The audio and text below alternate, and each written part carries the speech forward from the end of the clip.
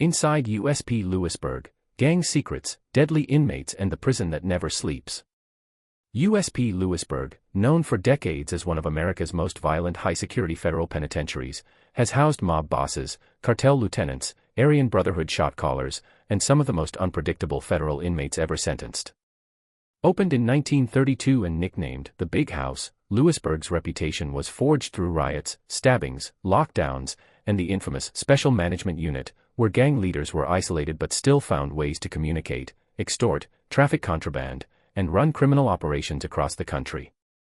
This documentary explores the prison's dark legacy, based on public records, federal lawsuits, news investigations, and historical reports.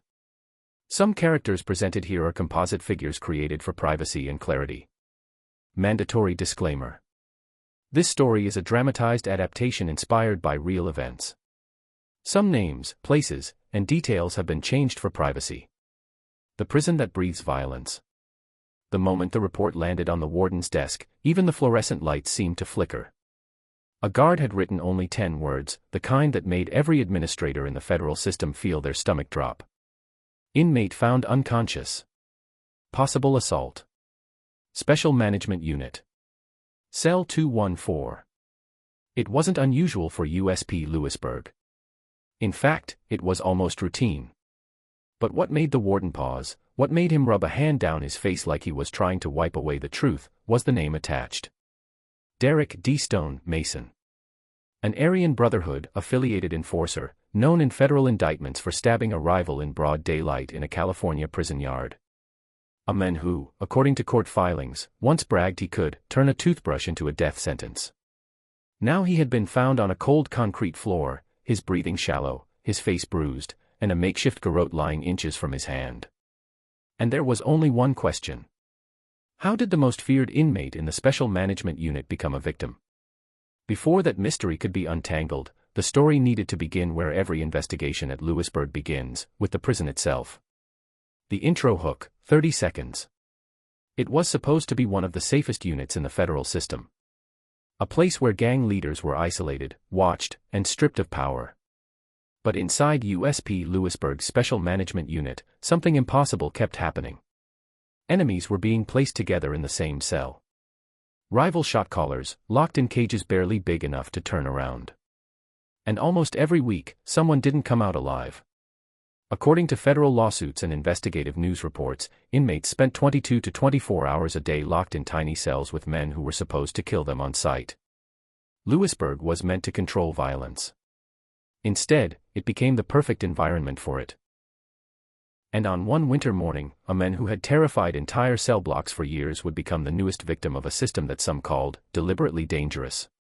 That man was D. Stone. And this is where his story begins.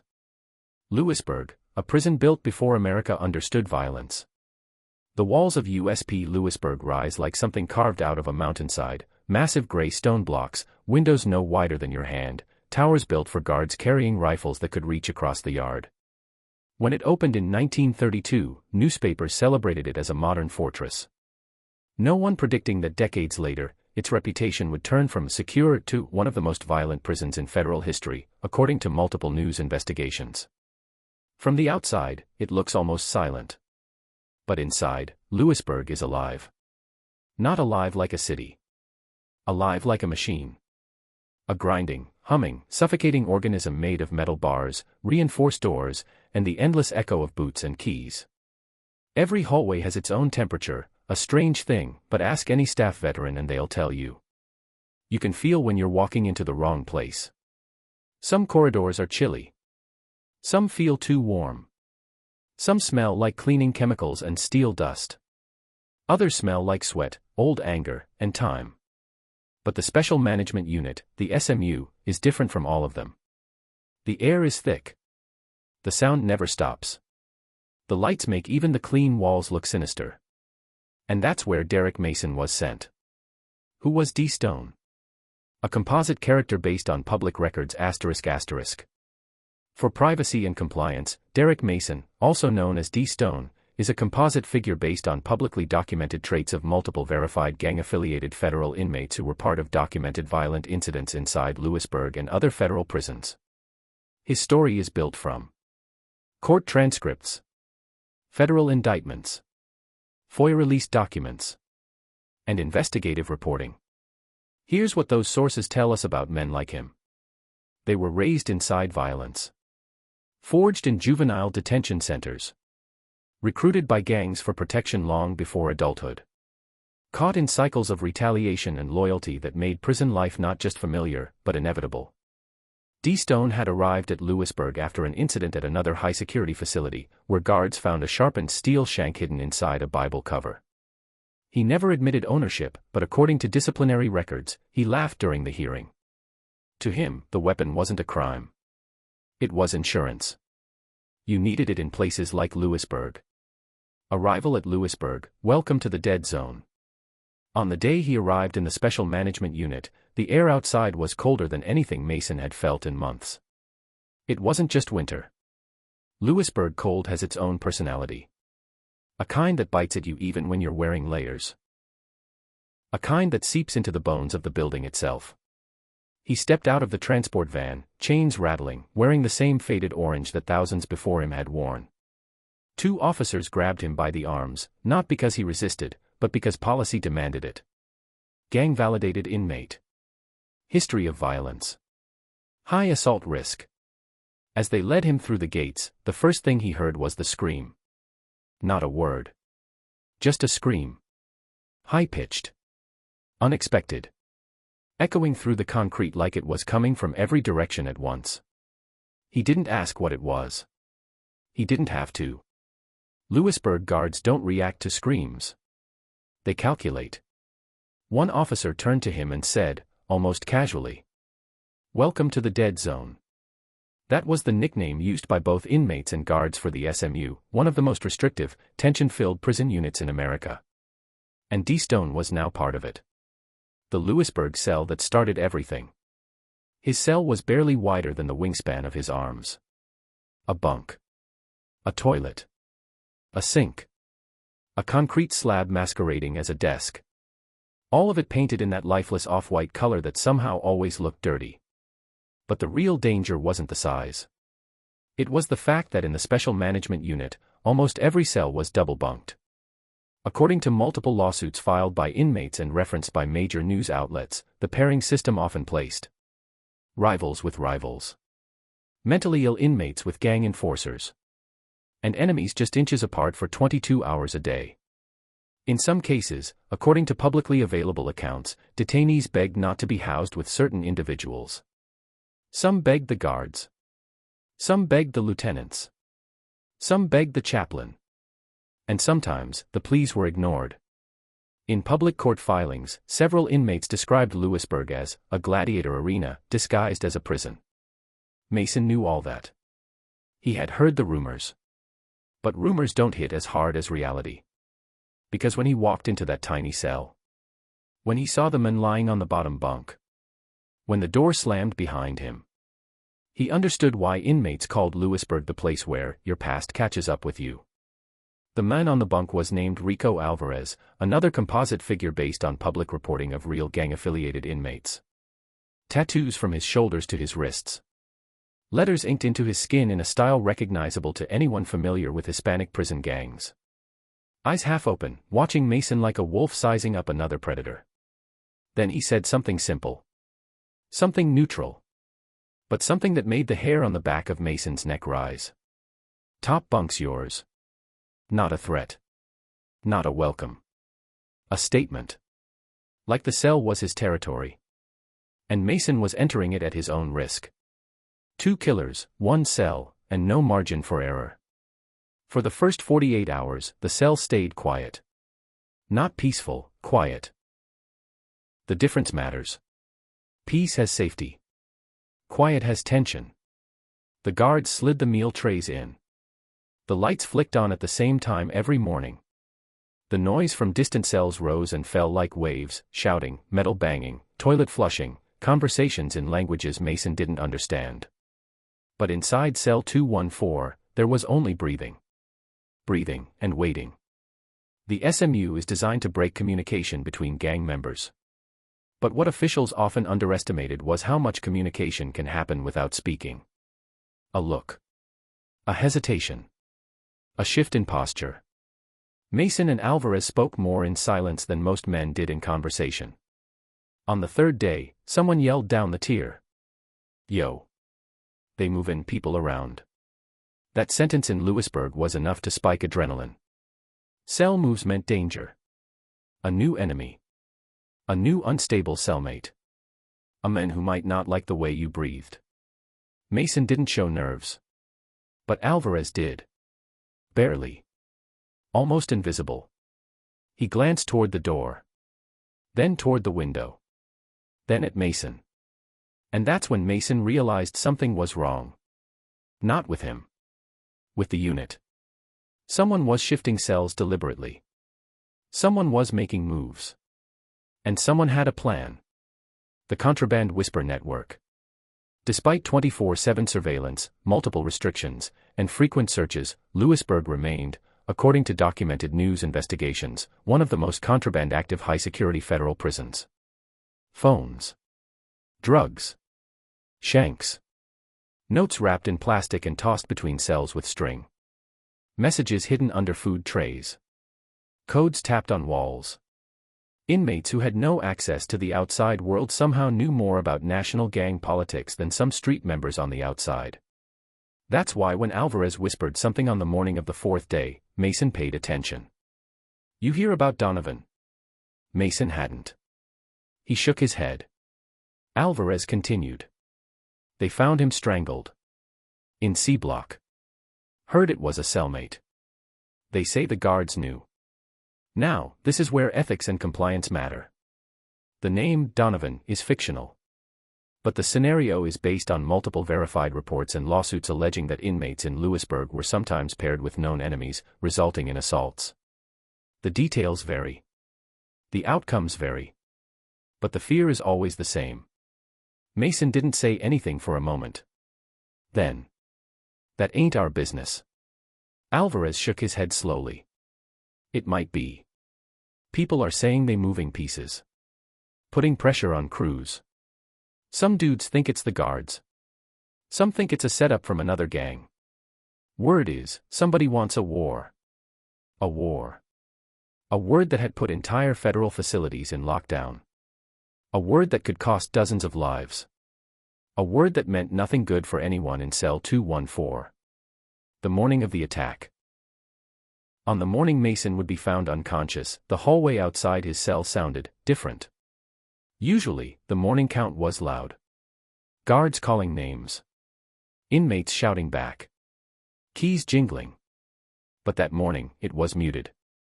Like everyone was holding their breath. A guard with a face like carved stone walked past the door, eyes forward, boots moving fast. Alvarez sat on the lower bunk, tying a shoelace that didn't need tying. And Mason, who had survived 4 different penitentiaries, 2 riots, and countless gang feuds, felt something he hadn't felt in years. A warning. Not fear. Not panic. Just awareness.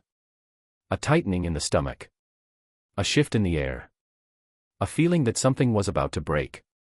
He stood. Alvarez stood. The door remained closed. Then, in perfect silence, someone on the tier shouted. "Open 214. A voice Mason didn't recognize. A voice that shouldn't have been calling for door movements. And before he could process what that meant, the lock clicked. The door began to slide open. The mystery begins. This is where records become unclear. This is where inmate accounts conflict. This is where officials said one thing. And inmates said another. According to the official incident report, guards found Mason on the floor at approximately 10:42 a.m., semi-conscious, with injuries consistent with an assault. No weapon was recovered, the report claimed. But inmates on the tier, according to several unverified accounts, claimed they heard the sounds of a struggle. And one rumor that spread through the unit was that the door had been opened intentionally, though that claim has never been verified.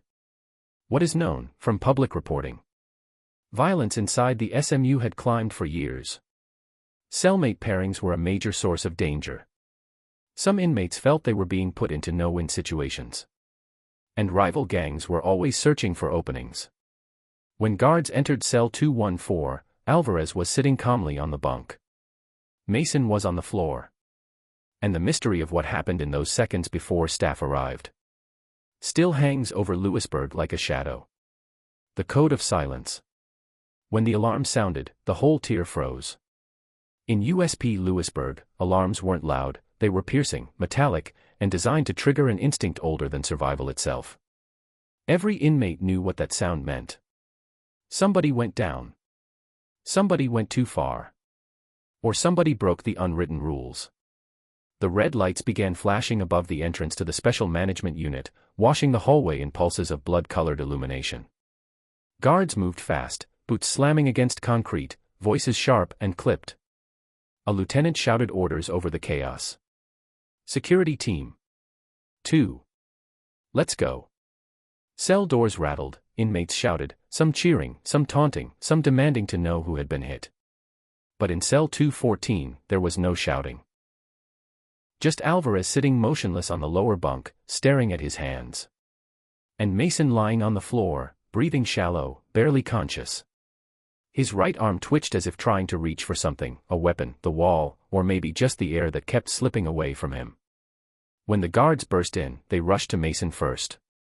One officer placed 2 fingers against his neck. He's got a pulse. Another scanned the cell quickly. No weapon. No blood pooling. No obvious puncture wounds, just bruises, pressure marks on the neck, and the kind of dazed, rolling eye look of a man who'd been strangled from behind. It was one of the cleanest assaults they'd seen. Too clean. The lieutenant turned to Alvarez. What happened? Silence. Not defiance. Not insolence. Just silence, like he was listening to something inside himself, some small internal voice telling him what to say, what not to say, and who might be watching. The lieutenant stepped closer. You gonna talk? Alvarez looked up, eyes flat and cold. Nah. And that was that. In Lewisburg, silence wasn't suspicion. Silence was culture. Silence was survival. The code of silence, the oldest law in prison. The investigation technically began the second Mason was carried out of the cell on a stretcher, arms limp, head lolling from side to side as a medic checked his breathing. But the real investigation, the kind that mattered, began in the hallways, in whispers, in coded conversations between inmates tapping on walls or sliding notes under doors. Everyone in the SMU understood what most outsiders never will. Assaults don't just happen in high-security federal prisons. Somebody allows them. Somebody wants them. Or somebody needs them. Inside Lewisburg, violence always has a reason. Sometimes that reason is personal. Sometimes it's gang politics. Sometimes it's retaliation for an incident years earlier in another state. And sometimes, the most dangerous times, violence happens because power shifts behind the scenes, leaving inmates caught in the aftershocks of decisions made far above their pay grade. To understand what happened to Mason, investigators would have to break through a wall built over decades, a wall made of fear, loyalty, and the unwritten inmate constitution known simply as the Code. The Code isn't in any book. It's not passed down in writing. It's taught in looks. In consequences. In the stories of inmates who didn't follow it. The Code says, you do not snitch. You do not talk. You do not explain. You survive. And Alvarez was a man who knew that code too well to break it. The interrogation room. The special management unit's interrogation rooms were cold, cramped, and intentionally uncomfortable. Everything in them, from the metal furniture to the buzzing lights, was designed to make an inmate feel small. Alvarez was shackled to the chair, elbows resting on the metal table, staring straight ahead as 2 lieutenants circled him like predators waiting for a sign of weakness. One of them clicked on a recorder. For the record, inmate Ricardo Alvarez is being questioned regarding the assault of inmate Derek Mason. Incident date, January 8, time 10:42 a.m. Alvarez didn't blink. The lieutenant leaned forward. Tell us what happened. Silence. He fall. He faint.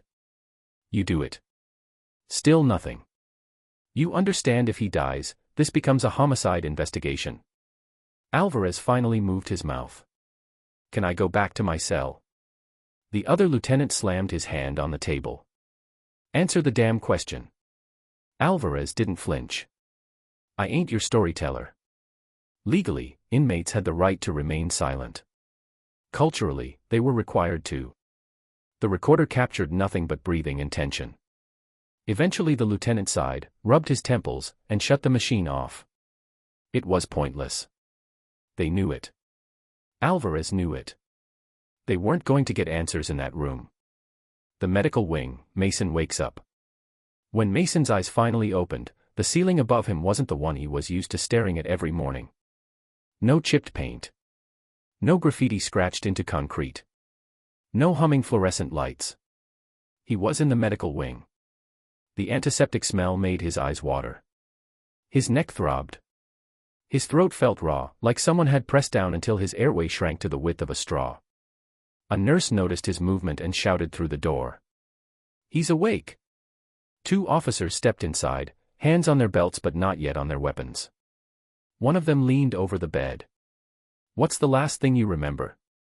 Mason stared at the officer. He remembered. Every second of it. The click of the electronic lock. The rush of cold air as the door slid open. The shadow that moved too quickly to identify. Arms tightening around his neck. The rapid, star-filled darkness that followed. But none of that mattered. Not here. Not to these people. So Mason swallowed, grimaced in pain, and said. "Slipped. Hit the ground." The officer raised an eyebrow. "You slipped." Mason didn't correct him. What was he supposed to say? That someone entered his cell? That a rival might have been let in? That he'd been targeted by people he couldn't even identify yet? Talking wouldn't bring justice. Talking wouldn't make anyone safer. Talking would only open the door for more danger. And in Lewisburg, that wasn't just a risk, it was a death sentence. Rumors spread like fire.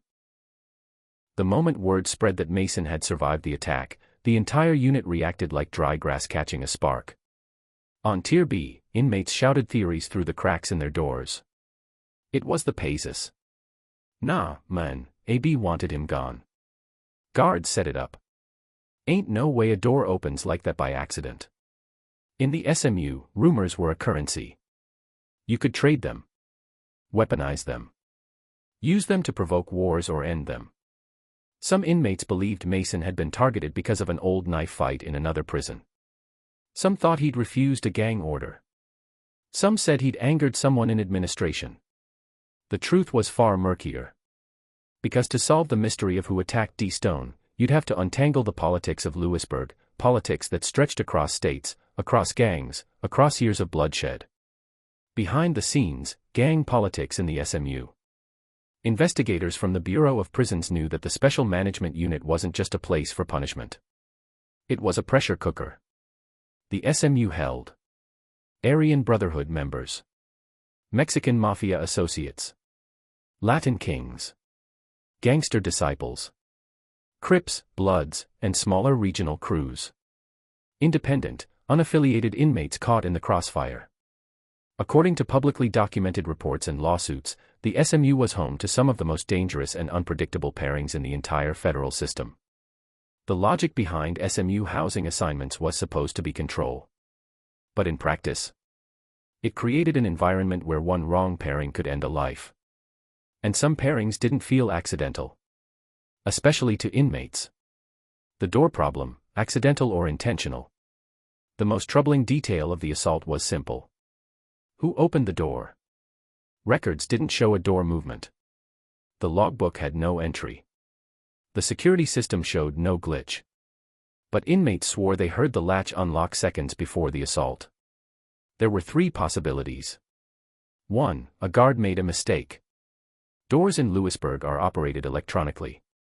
Press the wrong button, and you could open the wrong cell. Possible.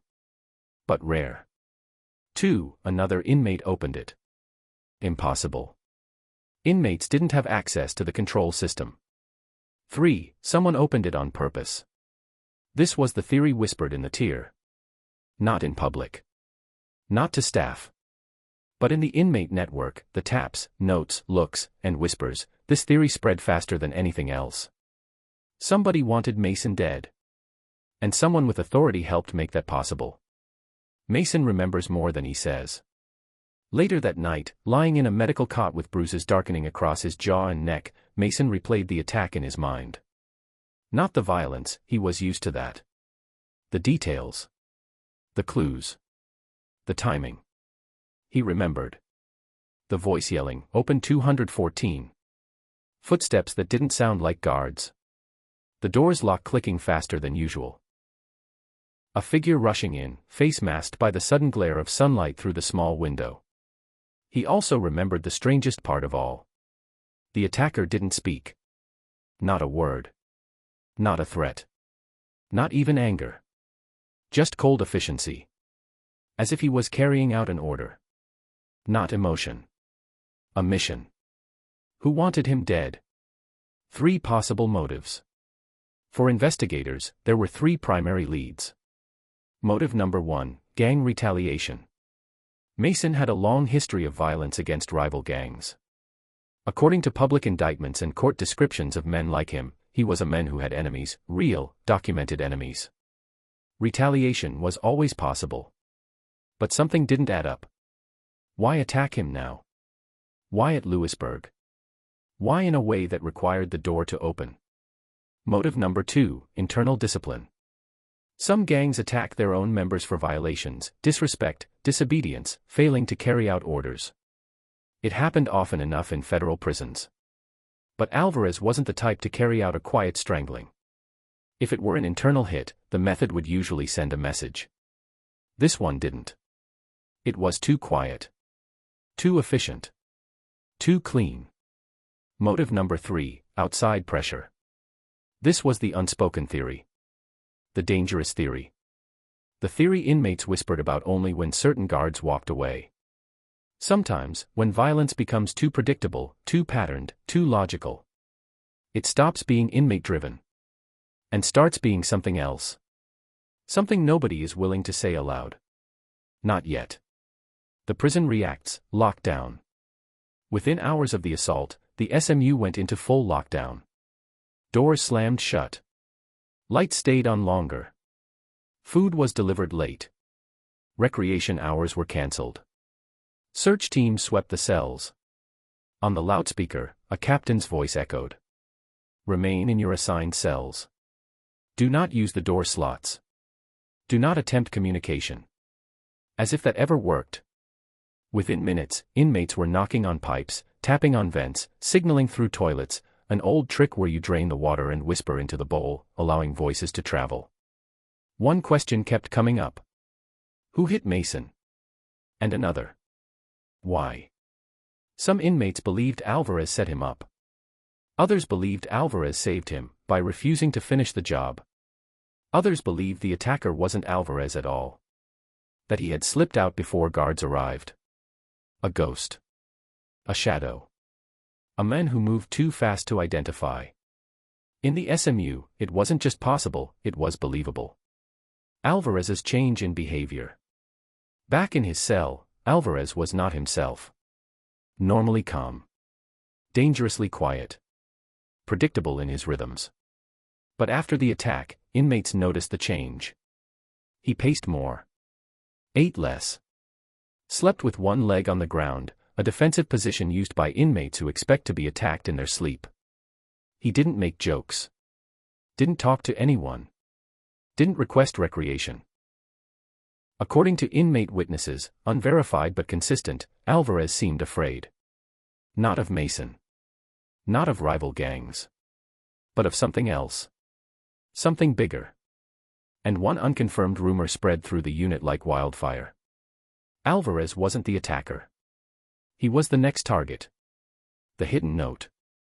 The breakthrough, the moment the story turned, came 2 days later, when a guard sweeping the hallway found a note on the floor. A kite, as inmates called it. A tiny folded piece of paper carried through vents, cracks, and food slots until it reached someone who knew what to do with it. The note was written in blocky, rushed handwriting. It said, "He wasn't the only one. They gonna move you next." No signature. No identifiers. Just a warning. The guard brought the note to the lieutenant. The lieutenant held it in his hand for a long time, staring at the words like they were written in another language.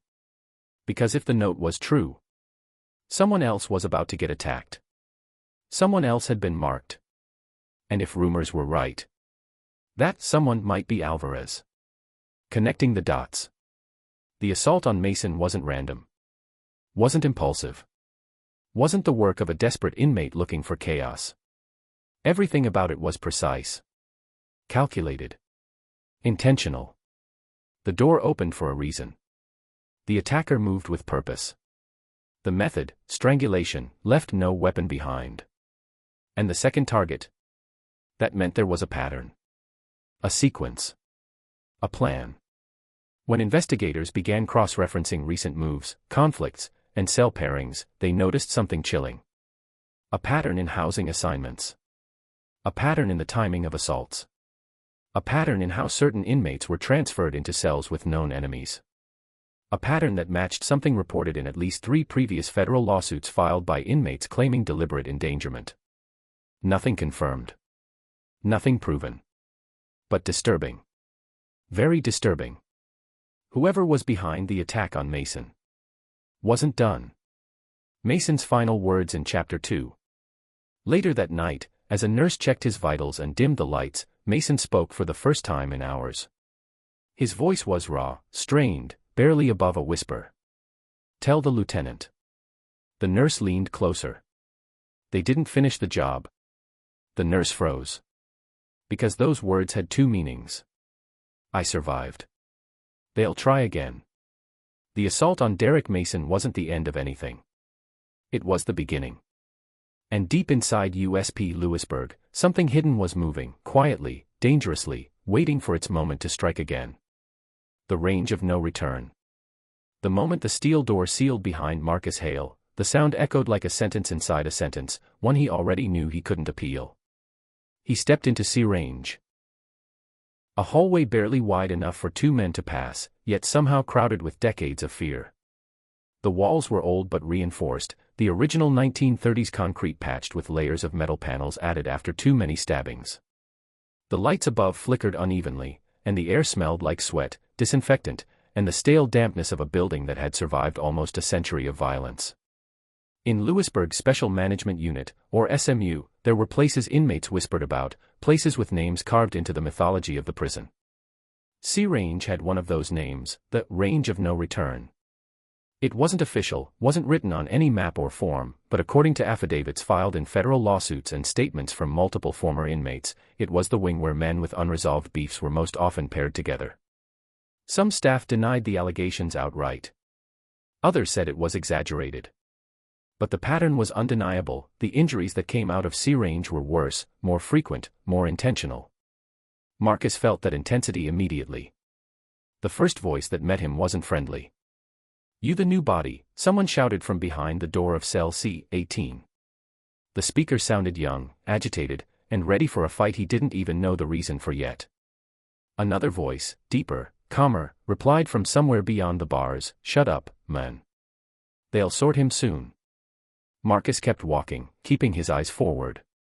He had learned long before Lewisburg that the loudest guys usually spoke from weakness, not strength. But here, in a place known publicly for reports of double-selling violent, incompatible inmates, even noise carried a threat. According to multiple lawsuits reviewed by news organizations, several incarcerated men alleged they had warned staff of danger but were forced into cells with people who wanted them dead. The Bureau of Prisons denied systematic wrongdoing, but the stories circulated, and inmates treated them like gospel. As Marcus passed cell C-12, a hand slipped through the food slot and tapped the metal. "Yo. You Marcus Hale," the man whispered. Marcus froze. He didn't recognize the voice. "I said, you Marcus Hale." Marcus kept his answer careful. "Who's asking?" The man didn't show his face, just his hand, tattooed with symbols Marcus recognized from the car he had clashed with in Hazleton years earlier. A hand that wasn't supposed to know anything about him. "I hear things," the man said. "And I hear you're about to get a roommate." Marcus felt a coldness spread through his chest. He knew what that meant in Lewisburg. "You trying to tell me something or trying to scare me?" Marcus asked. A soft laugh. Man, this place does the scaring for me. Before Marcus could respond, a correctional officer approached, holding a folder and a set of cuffs.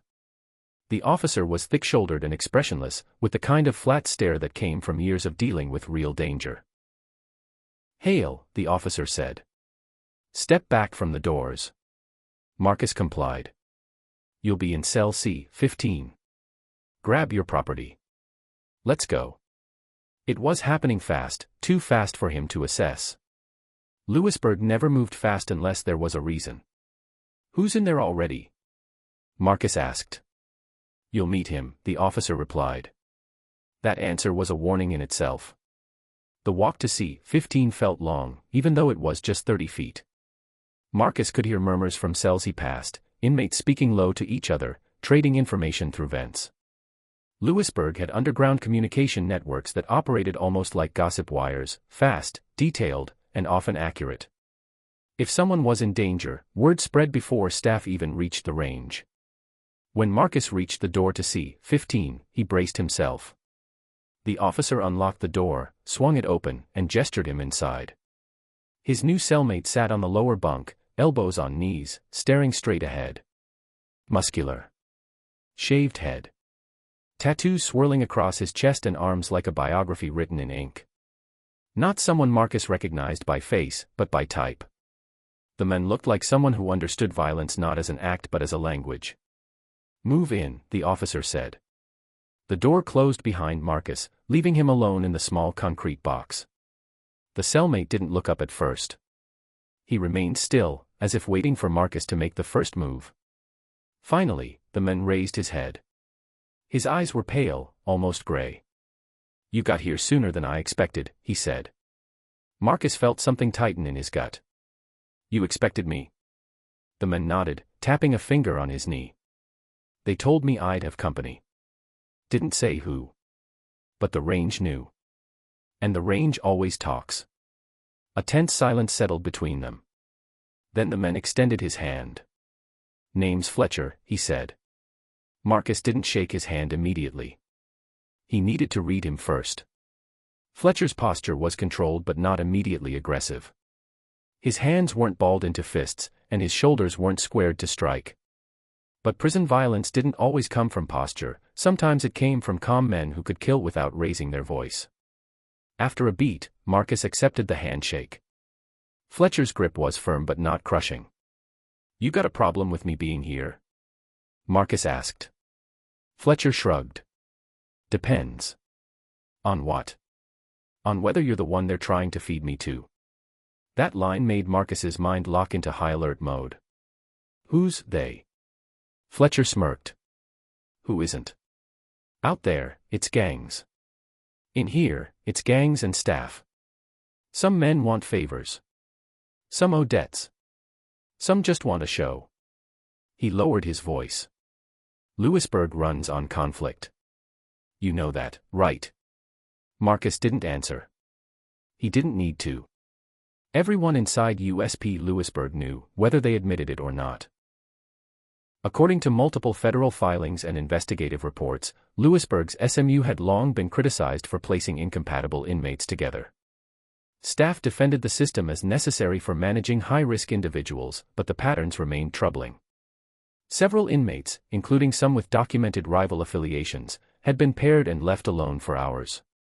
Lawsuits claimed these pairings sometimes resulted in catastrophic injuries. Again, officials denied deliberate intent, but the stories persisted. Marcus didn't know whether Fletcher was dangerous by choice or by assignment.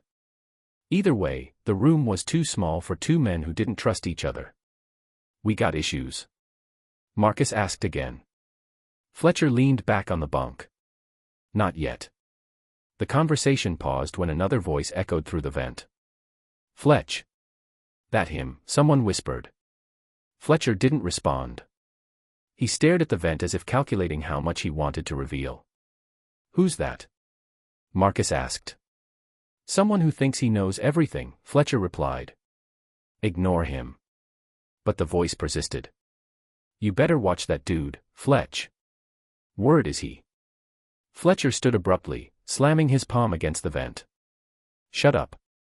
The sudden burst of force surprised Marcus, not because it was aggressive, but because it revealed something else. Fletcher wasn't scared of Marcus. He was irritated by everyone else.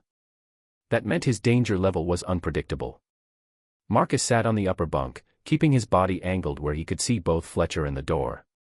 This wasn't paranoia, it was survival. In Lewisburg, the men who controlled the bottom bunk often controlled the cell. Fletcher noticed the choice. "You taking top?" he asked. "For now." Another shrug. "Fine." Time passed quietly, except for occasional metal sounds from down the range, doors slamming, someone banging on a sink, officers calling orders. Marcus kept replaying the warning that came from cell C-12. Someone thought he was in danger. But danger from who? Fletcher? Or someone outside the cell? After what felt like an hour, Fletcher finally broke the silence. "You got beef with anybody here?" he asked. Marcus chose his words carefully. "None that I know of." "That you know of," Fletcher repeated. "Sometimes Lewisburg gives you enemies you didn't bring in." Marcus studied him. "You talking from experience?" Fletcher looked up at the ceiling. "Yeah." He didn't elaborate, but he didn't have to. Stories about Fletcher moved through the range like contraband. According to inmates, he had once been housed with a man from a rival group. According to them, Fletcher had begged staff not to be paired with him. But the pairing went through. The next morning, the other men left the cell on a stretcher. That story was unconfirmed, but the fear around Fletcher wasn't. Marcus decided to push. "So what's your situation now?" he asked. "You expecting someone to come at you?" Fletcher gave a slow nod. "Someone's always coming." He stood, walked to the sink, turned on the water, and splashed his face. Marcus watched carefully. There was no shakiness in his movements. No anxiety. Just routine. Then Fletcher said something that froze Marcus in place. "You know the thing about Lewisburg?" he asked. "They say it's all about security. Control. Preventing violence." He turned toward Marcus, water dripping from his chin. "But inside these walls, violence is the only thing that works." Before Marcus could answer, an alarm blasted through the range. The lights flickered red. Someone down the hall screamed. Not a shout. A scream, raw, panicked, painful. Code red on C range, an officer yelled from the hallway. Metal clanged. Officers rushed past the cell door, their boots pounding the floor, keys rattling, radios blasting with overlapping voices. Marcus went cold. Fletcher looked toward the door with eerie calm. "Told you. This range never sleeps." The screaming grew louder, bleeding into frantic banging, the unmistakable rhythm of someone fighting for their life. Marcus stepped closer to the cell door, trying to peer through the narrow window. He couldn't see much, but he saw enough. Officers clustered around one of the cells, pulling a man out. Blood streaked the floor. The man's face was obscured by a towel or shirt held to his neck. His legs dragged. An officer shouted for medical staff. According to multiple investigative reports over the years, injuries like this were not rare. Some incidents were documented as assaults. Others were listed as inmate altercations. Some never made it into public records at all. Fletcher turned back toward Marcus. "So," he said, voice steady. "Still think you ain't got beef here?" Marcus didn't answer. He couldn't. Because for the first time since entering Lewisburg, he felt something he had never felt before, not fear of another inmate, but fear of the system itself. Fear of a place where danger didn't just exist, it circulated, like oxygen. Marcus sat back on the bunk, gripping the edge. The sounds outside faded, replaced by the lingering echoes of violence. He didn't know what the next hour would bring. But he knew one thing for certain. Someone wanted him in C-15 for a reason. And whatever that reason was, it hadn't revealed itself yet. Fletcher lay back on his mattress and closed his eyes, as if nothing had happened. Marcus stared at him for a long time. Watching. Waiting. Listening to the silent, deadly heartbeat of USP Lewisburg. A place where every door closed with the same unspoken message. There are no accidents here. The last quiet hour. The night after the code red felt heavier than any night Marcus Hale had lived through inside a federal prison. The range, usually loud with whispers, clanks, and coded signals through vents, had settled into a strange, unnatural quiet. A quiet that felt earned, not given, like the building had swallowed the noise along with the men whose blood had streaked the concrete hours earlier. Marcus lay on the top bunk staring at the metal base above him, tracing the dents carved by men he'd never meet. Prison bunks were time capsules. Every scratch was a story. Every name etched into steel was a reminder that survival here was a temporary condition. The real test wasn't living through each day, it was living through the nights when you didn't know if the man in the bunk below you was the one sent to eliminate you. Fletcher hadn't moved in almost an hour. He lay still, hands behind his head, staring toward the door. Marcus knew he wasn't asleep. Men in Lewisburg didn't sleep lightly. They drifted, hovering between consciousness and instinct, always ready to react. Out of nowhere, Fletcher spoke. "You hear that?" Marcus didn't. "Hear what?" "Nothing," Fletcher said. "That's the problem." Marcus exhaled slowly. The silence had weight. It felt intentional. According to multiple news investigations, some ranges in Lewisburg fell eerily quiet right before violent incidents, either because inmates sensed something coming or because they'd been warned to stay still. The SMU had its own rhythms. Its own language. And right now, C Range was speaking through absence. Marcus swung his legs over the side of the bunk. "You expecting something?" Fletcher gave a small shrug. "Always." Marcus waited for him to elaborate, but he didn't. That was a pattern with Fletcher, short, half-answers that revealed enough to unsettle but not enough to understand. Marcus sat on the edge of the bunk. "You never said what you're in the SMU for." Fletcher didn't look up. "Does it matter?" "Yeah," Marcus said. "If I'm living in the same box as you, it matters." Another long silence. Fletcher finally turned toward him with a strange expression, not anger, not irritation, but a tired resignation. "I didn't put myself in here," he said. "They did." Marcus frowned. "Meaning?" "You think I requested SMU?" Fletcher scoffed. "Nobody requests Lewisburg SMU. They assign you. They decide you're a problem. They decide you're too connected, too violent, too hard to control, too something. Then you end up here. Why'd they decide that with you?" Marcus pressed. Fletcher stared at the ceiling again. "Because I didn't die when I was supposed to." The room felt colder. "What do you mean by that?" Marcus asked. Fletcher didn't answer immediately. Instead, he lifted his shirt slightly, revealing a jagged scar, long, deep, the kind that looked like someone had tried to carve their way through him. "Hazelton," Fletcher finally said. "Yard fight. 2-on-1. They thought it was my day to go." Marcus felt his stomach sink. Hazelton. He had been there once, years ago. He knew exactly how deadly yards there could be. "They ship you to Lewisburg afterward?" Marcus asked. "Yeah," Fletcher said. "They said it was for protective reasons." He chuckled without humor. "Protective. Right." Marcus knew the term well. Protective reasons didn't always mean safety. Sometimes it meant control. Sometimes it meant isolation. Sometimes it meant punishment. "What about you?" Fletcher asked suddenly. "Why'd they bring you here?" "Transfer order," Marcus said. "After a fight at Beaumont. Self-defense, or?" Fletcher probed. Marcus didn't flinch. "Depends who writes the report." They let the subject drop. Another minute passed before the first sound of the night finally returned, a faint clank from the far end of the range. Not a door. Not a pipe. Something sharper. Something closer. Fletcher sat up. "That," he said quietly, "is what I was waiting for." Marcus's pulse began to climb. He didn't show it, but his muscles tensed. "What is that?" Marcus asked. "Keys," Fletcher said. "Too many keys." Marcus finally heard it too, metal tapping metal, then again, faster, closer. Officers moved in pairs. Sometimes in threes. But this sound was different. It wasn't organized. It wasn't paced. It was rushed. Then another voice, an officer's, echoed down the hallway. Hands through the slots. This is a range search.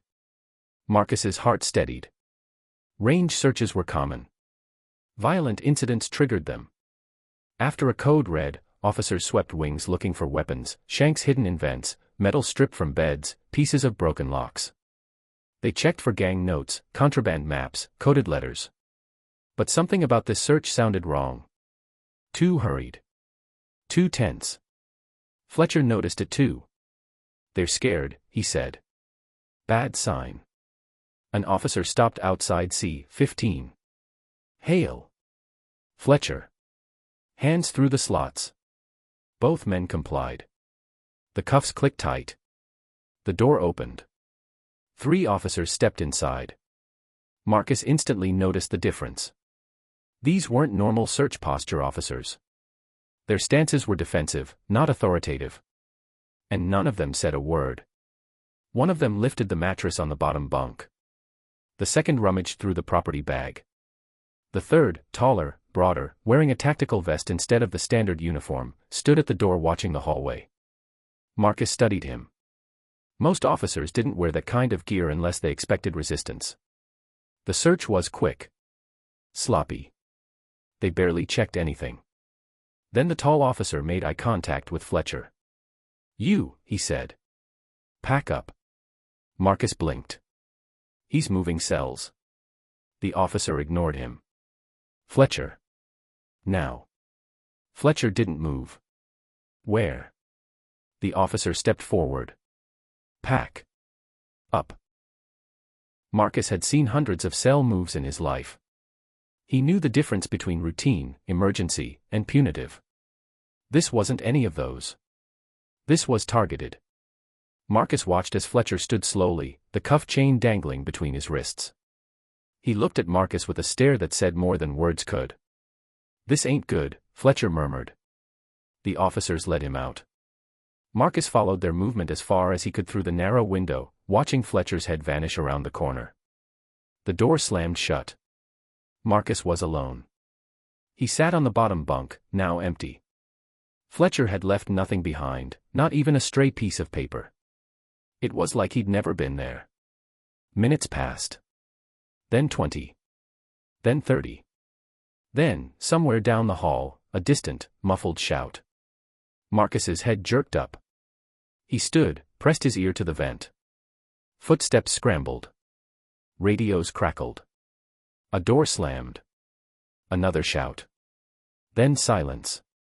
Marcus sat back on the bunk, breathing slowly, deliberately. He wasn't sure what had just happened, but he knew, he felt, it involved Fletcher. Time dragged. Eventually the lights dimmed for the night cycle. More hours passed. 2 officers made rounds, checking each cell, walking slower than usual. One looked shaken. Finally, as dawn crept quietly over Lewisburg's old concrete, a voice came through Marcus's door. "Hail." Marcus stood. A lieutenant he had never seen before looked at him through the small window. "Roll up," the lieutenant said. "You're moving." Marcus felt tension coil inside him. "Why? Where?" The lieutenant flicked his wrist. "Orders." "From who?" Marcus asked. The lieutenant's eyes hardened. "Roll up." Marcus hesitated, just long enough to confirm what he already suspected. This wasn't routine. Something had happened. Something tied to the search. Something tied to Fletcher. Minutes later, Marcus was cuffed, shackled, and escorted out. As he passed C-18, the same whispering voice from earlier spoke through the door. "You see what they did to your cellie?" Marcus froze. He didn't turn. "What happened?" "They moved him to D-range," the voice whispered. "That's where they send the guys marked for." The voice cut off suddenly as Boots approached. Marcus was shoved forward by an officer. He walked, listening to the metal echo under his feet. The escort turned a corner, heading deeper into the unit.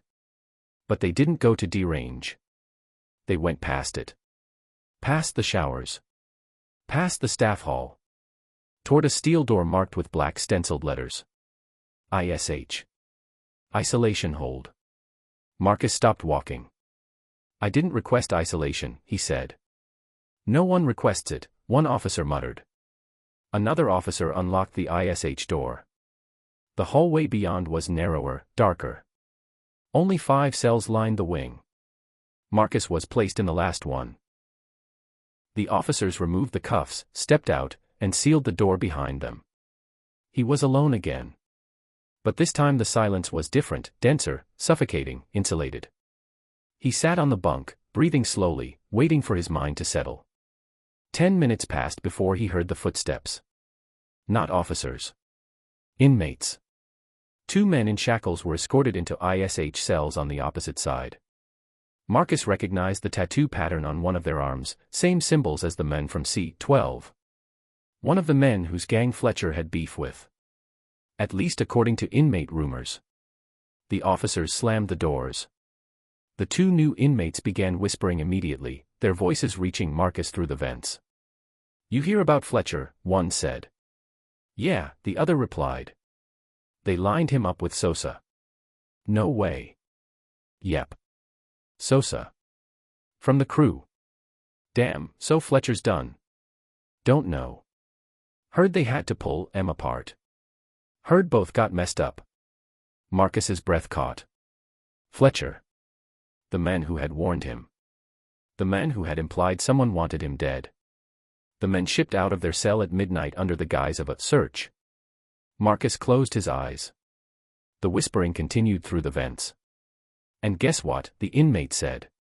"They say the guy Fletcher was supposed to hit wasn't Sosa." "Who then?" "Hale." Marcus felt the world tilt. "Hale," the second inmate whispered. "The new dude." "Yeah. That's the one. They say someone put a request in. Said Hale was a problem. Said he knew something. Or someone. Or pissed off the wrong people at a different joint. That's why they paired him with Fletcher." "Nah. That was the test. They were seeing if Fletcher would do it." "What changed?" "He refused." Marcus opened his eyes slowly, as if waking from a dream that was too close to truth. Fletcher had refused. Fletcher, the men rumored to be a weapon, a problem, a walking threat, had refused. And now, the second inmate asked. "Now they got Hale in isolation," the first replied. "Probably waiting to decide which range to throw him on." Marcus exhaled shakily. The vents fell quiet. The range fell quiet. Everything felt suspended. Finally, Marcus whispered to himself. So that's what this was. Not punishment. Not conflict. Not accident. A test. A setup. A warning. According to publicly available court filings, interviews, and investigative reports, some inmates in Lewisburg's SMU believe they were used as pawns in internal conflicts, between gangs, between inmates, sometimes even between administrative decisions. The Bureau of Prisons denied systemic wrongdoing, but the allegations formed a pattern: men who felt they were placed in situations designed to break them, silence them, or push them toward violence. Marcus lay back on the bunk, staring at the ceiling. He wasn't broken. Not yet. But Lewisburg had revealed itself. To its deepest level. A place where violence wasn't just an act but an ecosystem. A place where rumors traveled faster than paperwork. A place where alliances were as unstable as the old concrete walls. Hours passed. Eventually, the door opened again. The lieutenant returned. "Hale," he said flatly. "You're being transferred." Marcus sat up. "To where?" The lieutenant flipped a page on his clipboard. "Back to general population." Marcus blinked. "GP. Here." "Not here," the lieutenant said. "Different facility." "Which one?" "Pending." "Why?" Marcus asked. The lieutenant paused before answering, as if choosing his words with care. "Because," he said, "you're on the wrong list." "The wrong list." "Not a list. The list." Marcus's pulse steadied. He didn't show fear. He didn't show relief. He didn't show anything. The lieutenant turned and walked away. Hours later, Marcus was escorted through the corridors, the sound of keys echoing behind him. He passed officers, past inmates, past cells where men whispered theories and names through vents. He passed the entrance to C Range, where he had lived for only a short time but felt as if he had aged months. He glanced toward C-15. The cell was empty. Silent. He didn't know whether Fletcher had survived the night. He would never find out. That was Lewisburg. Some men left as ghosts. Some men never left at all. Marcus boarded the transfer bus in shackles. The doors shut. The engine rumbled. The bus pulled away from USP Lewisburg, its stone walls rising like a fortress behind him, cold, ancient, indifferent. He watched the prison shrink in the distance through the narrow window. He felt something shift inside him. Not fear. Not relief. Understanding. The story wasn't about him. It wasn't about Fletcher. It wasn't about any one man. USP Lewisburg was bigger than that. It was a machine. A machine built on control, pressure, conflict, and survival. A machine that didn't care about stories, or innocence, or guilt. A machine that would continue operating long after Marcus was gone. He leaned his head back against the seat. This story is a dramatized adaptation inspired by real events, he whispered to himself, repeating the line he had seen on countless documentaries growing up. Some names, places, and details have been changed for privacy. The bus drove on. And USP Lewisburg faded behind him, but its shadow stayed, heavy and permanent, like a scar beneath the skin. The last quiet hour was over. And the world outside waited.